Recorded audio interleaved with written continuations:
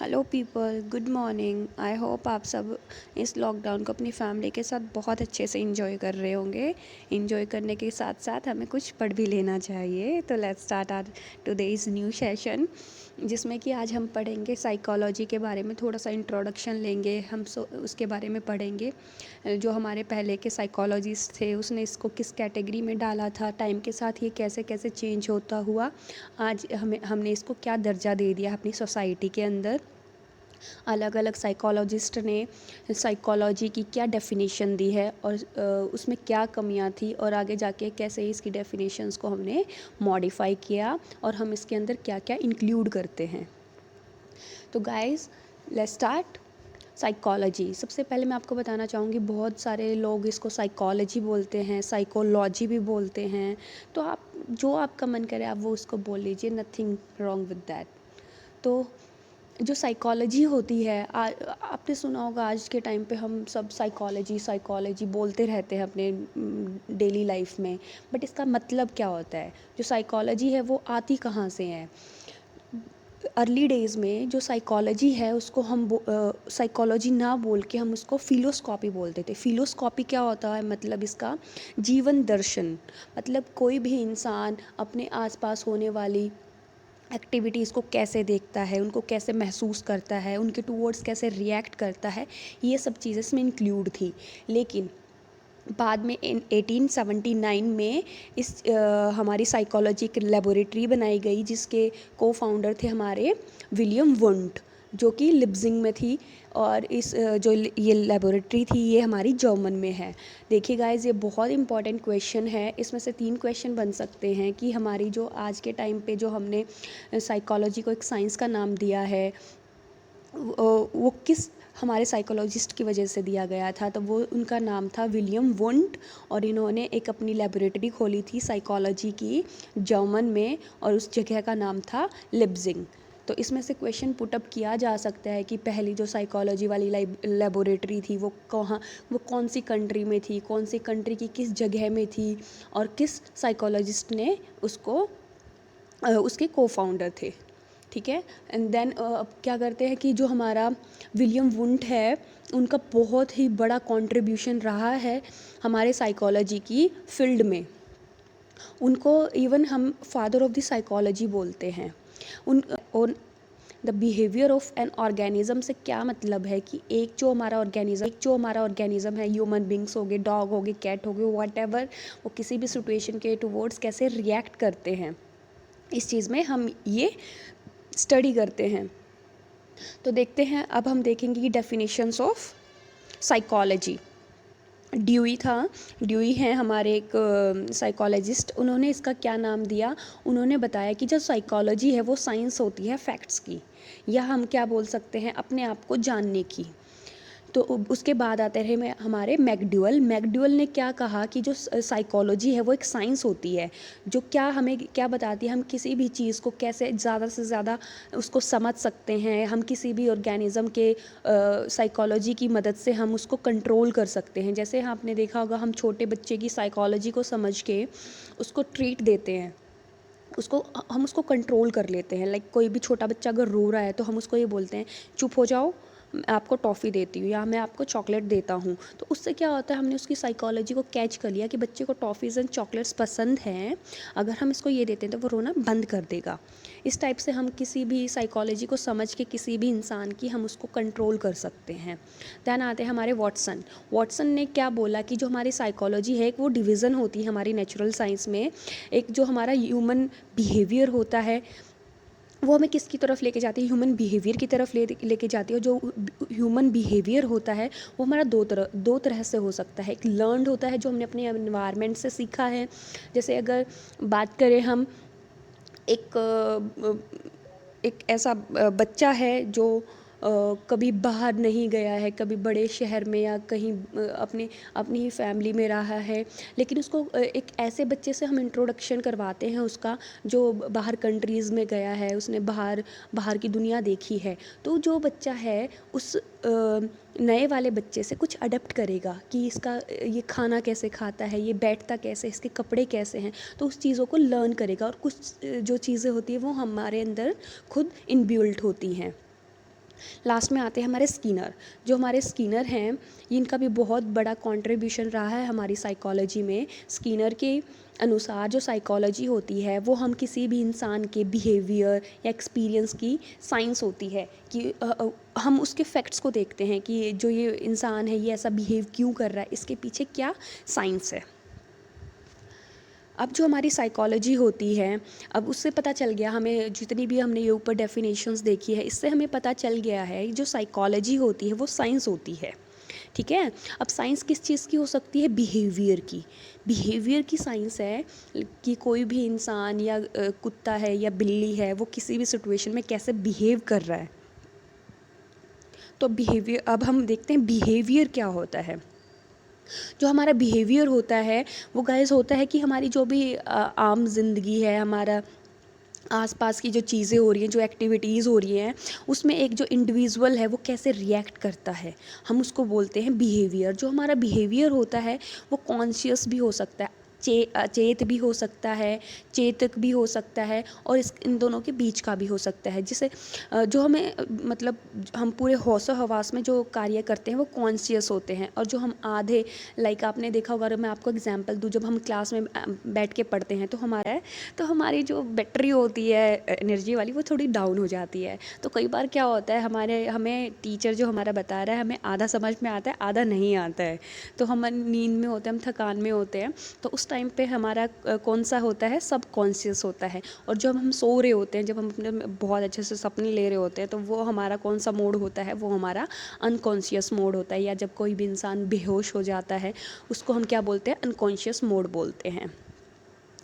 अब हम देखते हैं जो हमारी, इसलिए हमें अब इन जो हमारी एक्टिविटीज़ हैं, हम सब कॉन्शियस होता है, कॉन्शियस होता है और अनकॉन्शियस होता है। इससे हमें क्या पता चला है कि हमारी जो भी मोटर एक्टिविटीज़ होती है, मोटर एक्टिविटीज़ क्या, इनसे क्या मतलब है? जो हम हाथ पैर हिलाते हैं अपने, जो मतलब हिल डुल सकते हैं, जैसे हमने स्विमिंग किया, वॉकिंग किया, डांसिंग किया, ये भी जो सारी एक्टिविटीज़ हैं ये हमारी मोटर स्किल में आती हैं।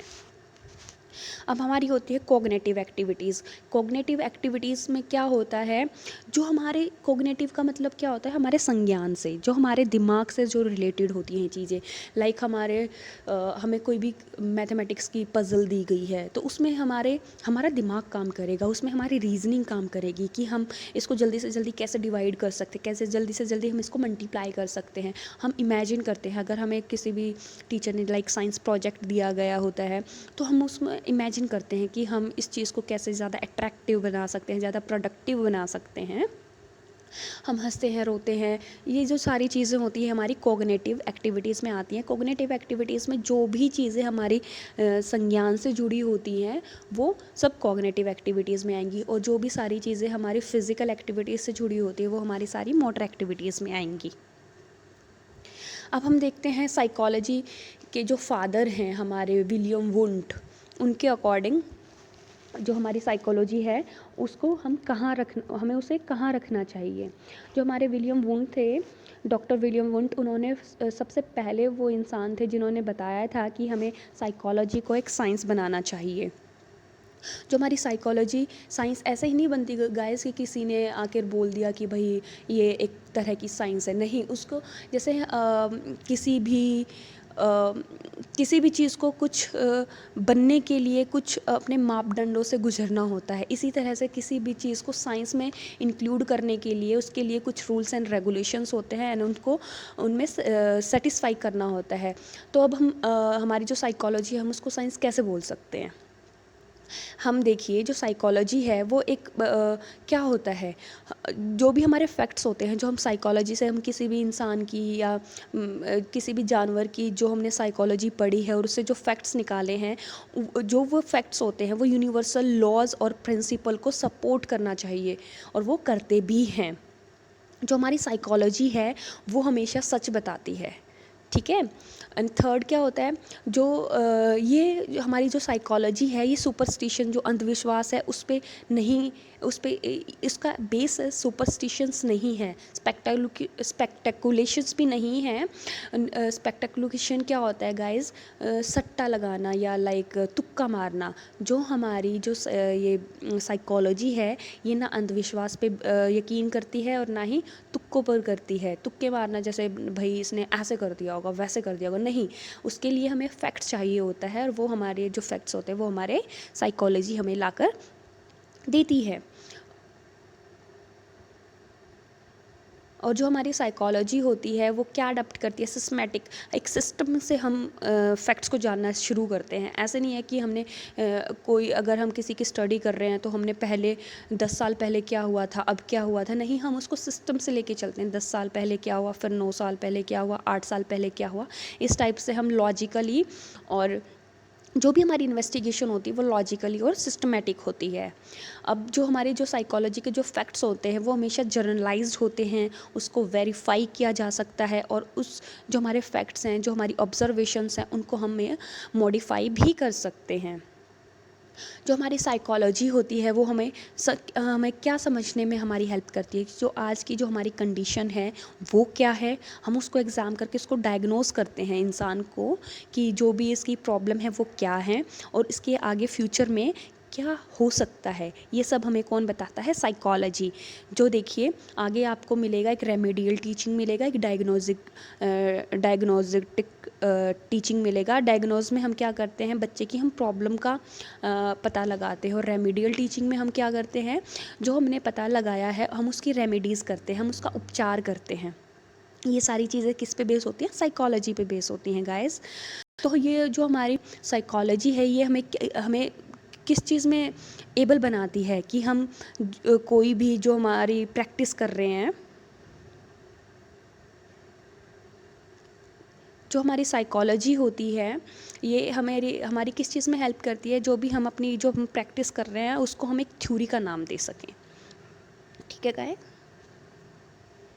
अब हम देखते हैं कि जो हमारी साइकोलॉजी होती है वो किस टाइप की साइंस है। देखिए हमने साइंस में पढ़ा है, जूलॉजी पढ़ा है, हमने फिज़िक्स पढ़ा है, केमिस्ट्री पढ़ा है, तो इसी टाइप से जो हमारी जो साइकोलॉजी होती है उसमें हम क्या पढ़ते हैं, फिज़िक्स में हम क्या पढ़ते हैं गाइस, केमिस्ट्री में हम क्या पढ़ते हैं, केमिकल्स पढ़ते हैं, जूलॉजी में हम ऑर्गेनिजम्स के बारे में पढ़ते हैं। इसी तरह से हम साइकोलॉजी में एक जो हमारा इंसान है, जानवर है, उनके हम बिहेवियर के बारे में पढ़ते हैं।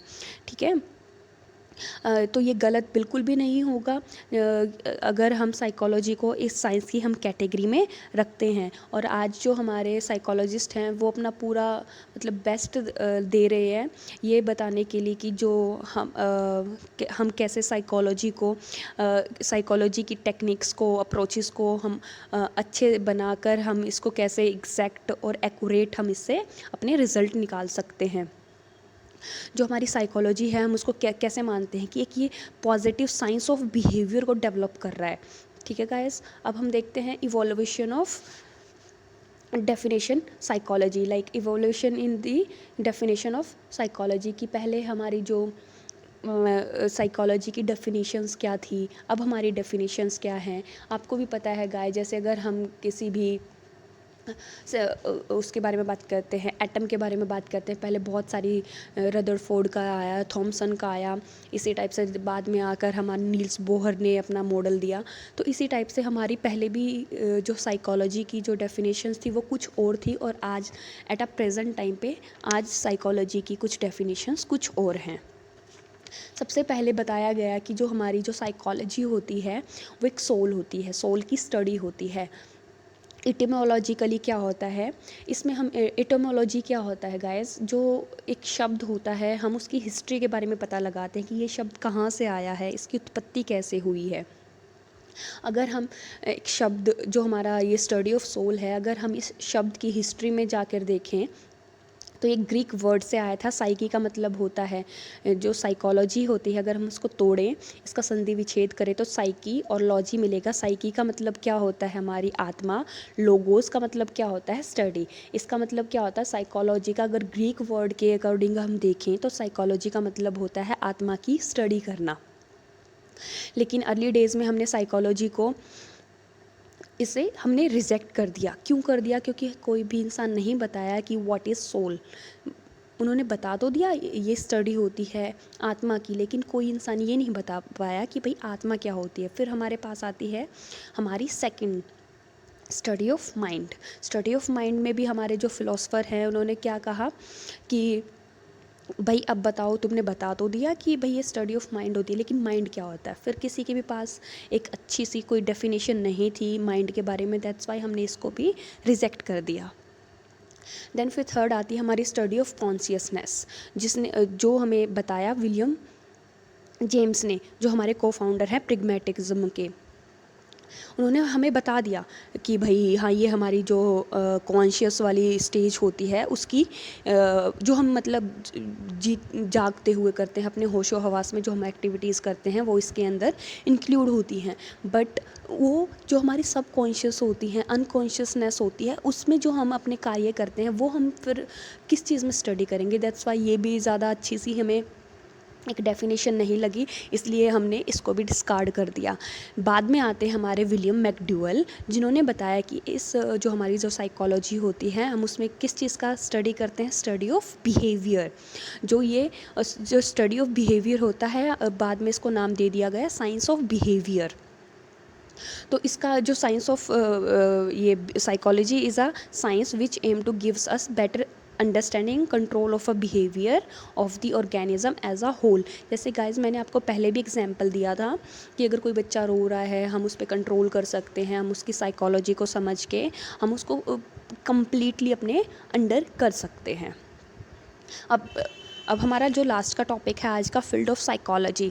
जो हमारा साइकोलॉजी है, हमने उसको दो कैटेगरीज़ में डिवाइड किया गया है। एक प्योर साइकोलॉजी होती है हमारी, और एक हमारी अप्लाइड साइकोलॉजी होती है। जो प्योर साइकोलॉजी होती है गाइस, उसमें वो अपने अपने प्रिंसिपल्स को, थ्योरीज़ को, स्ट्रेटजीज़ को अडप्ट करते हैं। लेकिन जो अप्लाइड साइकोलॉजी होती है, हम जो साइकोलॉजिकल रूल्स होते हैं, प्रिंसिपल्स होते हैं, थ्योरीज़ होती हैं, हम उनको अप्लाई करते हैं। ये आज के लिए काफ़ी है गाइस। कल से हम अपनी एजुकेशन साइकोलॉजी की तरफ आगे बढ़ेंगे। अगर आपको ये वीडियो थोड़ी बहुत भी हेल्पफुल लगती है तो प्लीज़ इसे लाइक कीजिएगा, subscribe to my channel. Thank you.